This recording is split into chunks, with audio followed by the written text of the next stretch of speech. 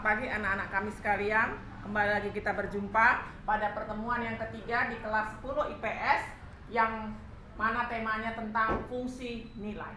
Nah, apa fungsi nilai? Yang pertama adalah alat untuk menentukan harga atau kelas sosial dalam struktur stratifikasi sosial atau di dalam masyarakat, apakah dia kelas atas, kelas menengah, atau kelas bawah.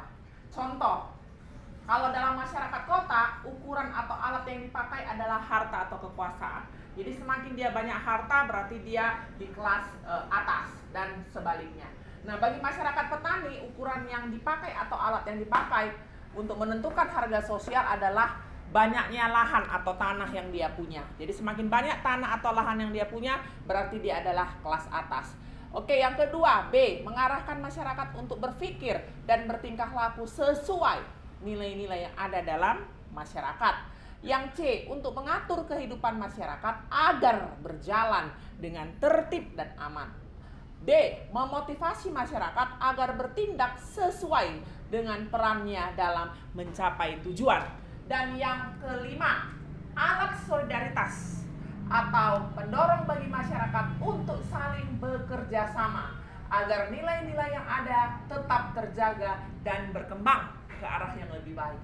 Dan yang F terakhir, sebagai pengawas, pembatas, dan penekan individu untuk senantiasa berbuat hal-hal yang baik.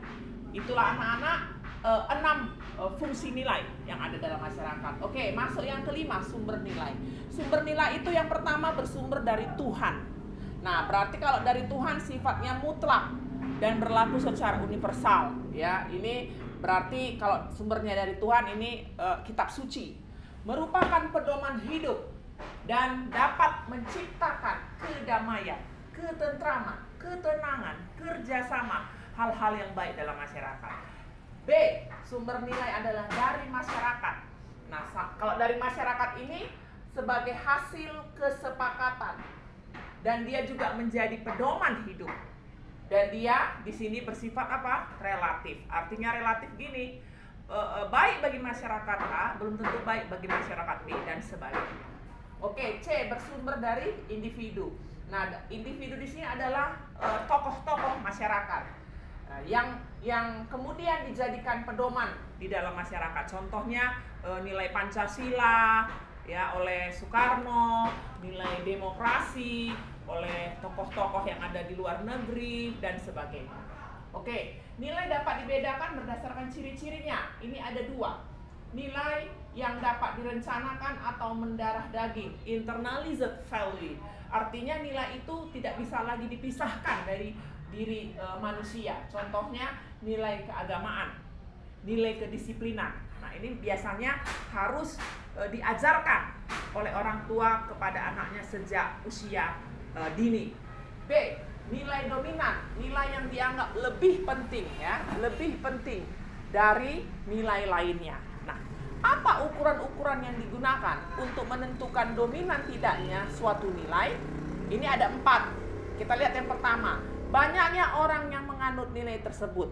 Contohnya yang banyak orang menganutnya adalah nilai kesuksesan dalam masyarakat. Ya, kalau orang Batak itu hagabeon, hasangapon, hamoraon. Nah, itu nilai kesuksesan.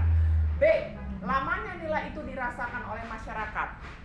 Jadi nilai itu sudah ada di masyarakat sejak lama. Contoh nilai keadilan. C, tingginya usaha untuk mempertahankan nilai tersebut. Contohnya adalah nilai kebersamaan pada hari-hari besar keagamaan. Artinya apa? Misalnya hari raya atau hari Natal, masyarakat mempala-palai untuk pulang walaupun padat, walaupun tidak dapat tiket, tapi diusahakan supaya bisa bersama keluarga. D, terakhir, tingginya kedudukan atau prestise orang-orang yang membawakan nilai tersebut. Contohnya nilai persatuan dan kesatuan. Demikianlah anak-anak pembelajaran kita pada hari ini, dibaca, dipahami. Salam sehat.